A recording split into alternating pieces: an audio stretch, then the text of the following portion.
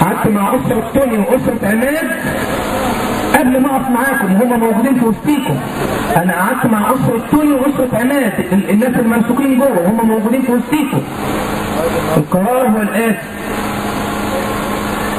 الناس تفض الاعتصام هيخرج 5 فقط، وهروح انا وجنة لوباتير نقعد في الشرطة العسكرية نناضل من اجل ال3 اللي اتمسكوا بسلاح. الناس مش هتفض، انا منسحب وانتوا تقدروا تخرجوهم بطريقتكم وما عنديش كلام تاني.